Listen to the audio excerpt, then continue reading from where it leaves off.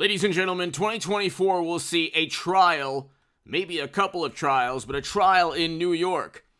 NBC News, Stormy Daniels, the doorman in a 2024 trial. The Trump indictment top takeaways, NBC News. The charges, Trump was hit with 34 counts of falsifying business records.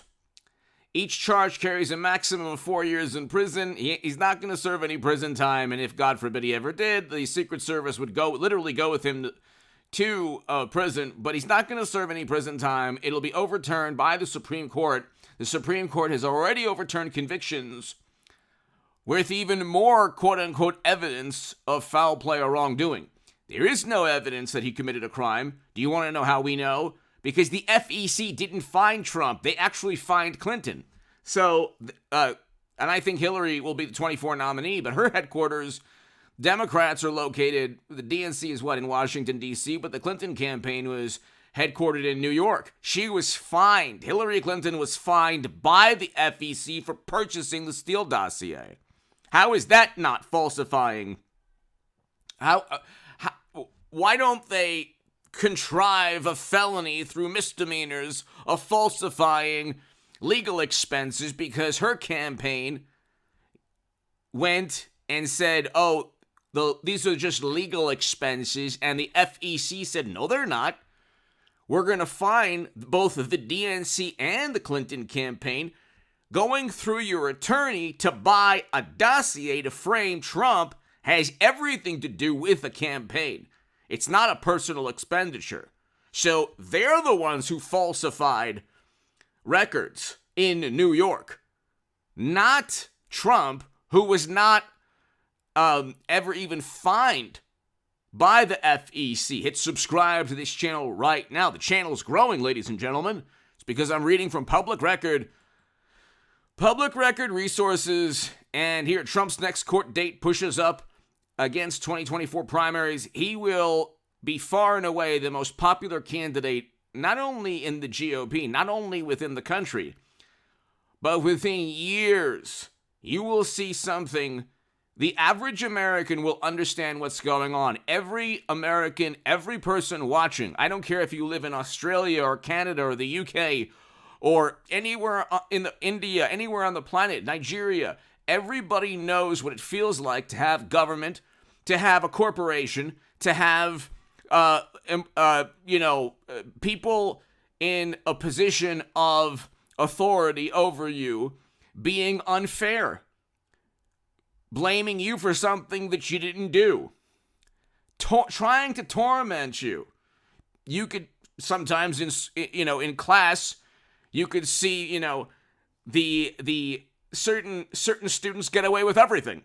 And then maybe the teacher says, hey, you know what? You quiet down. It's like, what? The other person was like, doing the most horrendous things. Why are you picking on me? So that's the way it is with Trump. They despise him. They don't like him. These are the actual authoritarians. Like Tim Pool has a segment today about one of the reporters for his publication. And this reporter was kicked out of a bar by the bartender, who was making the most absurd allegations. The allegations themselves contradicted one another, which is really interesting. But you see this frenzied, apoplectic approach to politics by people on the left. If you're wearing a Make America Great Again hat, you're at risk of having somebody take it off your head. If you put a Make America Great Again sign, somebody's going to try to steal it. And these are the people who worry about Trump fomenting chaos. So it's like, you see it on a societal level. It is normal, it's okay to spew vitriol and venom and contempt and disdain for people who vote Republican, or especially people who support Donald Trump. You see this by the same people who then say, oh my God, Trump's an authoritarian, he's a totalitarian, he's a despot. And it's like, these are the people who are acting in the most despotic manner. Here you have Trump impeached for a phone conversation where he asks another president if Biden committed a crime. That was an impeachable offense trying to go after his direct political rival. Meanwhile, you have Democrats in New York desperately trying their best to just torment Trump every second on things that they never would indict a Democrat on. And these Democrats, whether it's Hillary or Hunter or Joe or everyone around them, have actually committed numerous crimes, like felonies, serious felonies, servers, classified data siphoned onto servers. It's not only illegal, it's from a cyber security perspective impossible. But the trial is going to be in 24. Everybody knows what it's like to be picked on or to be bullied, and they're trying to bully Trump. They think that they're bullying a bully, but see, that's not the case. They're actually showing who they are, their true colors. It's not the Trump supporter that disowns friends and family. It's the morally superior liberal.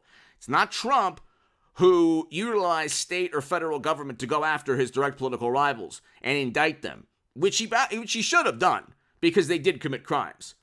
Okay, or I mean, he couldn't have because you have to go through the attorney general or state prosecutors, and those prosecutors are firmly on the side of the Democratic Party. But now you're seeing conservative prosecutors in red states saying, you know what, wait a second, the actual crimes are committed by these Democrats. So, I mean, they've opened up a Pandora's box. As always, if they're the ones committing crimes and they really can't find a crime with Trump, but they're just trying to knock him out at 24, then what happens when Trump and red state prosecutors look and say, okay, you know what?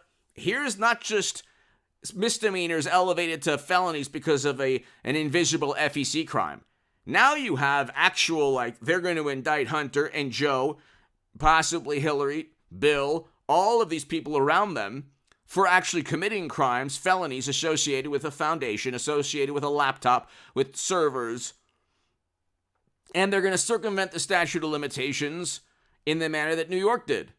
Because the statute of limitations should have absolved this issue. There's no FEC fine. Clinton did have an FEC fine. I think Hillary Clinton will be the 24 nominee for the Democratic Party. I really do. But the trial is going to be, it's not only going to make him even more popular, but it's actually going to ensure that he wins. I think that the Georgia and Arizona Republican parties realize if they're successful in knocking Trump out of 24, indicting him to the point where maybe independents don't vote for him, who knows, which I don't think will happen. But if they're successful in that, then the entire Republican Party, the Lincoln Project people, the Georgia and Arizona Republicans who don't like Trump, the Adam Kinzingers of the world, Democrats will set their sights legally through government against those political rivals. Okay? This has nothing to do with Trump, ladies and gentlemen, which is why a trial will ensure that he wins in 24. This has nothing to do with Trump.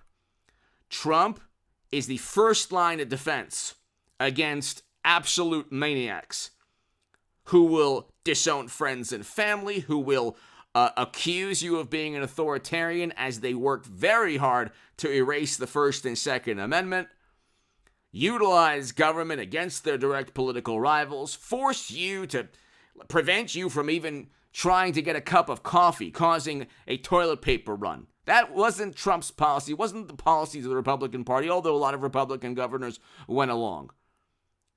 That was the Democratic Party having carte blanche, being able to control Twitter, control the narrative, the media narrative, and we saw what happened. Now we see what's taking place with foreign policy. We're 90 seconds to midnight, according to the Bulletin of Atomic Scientists. It is objectively worse. We have bank runs now. We had toilet paper runs because of Democrats. Now we have bank runs because of Democrats. And we're on our way to, unfortunately, a devastating stock market crash. They have to indict Trump, even though an indictment leads to diminishing returns, diminishing political returns. Okay, they're not going to get what they want. The first president to be indicted. Everyone knows it's a political stunt and it's backfiring, and it's actually the worst thing the Democrats could have done, because it basically gives Trump 24 with the Arizona and Georgia Republican parties. Give me your thoughts below. Hit subscribe right now.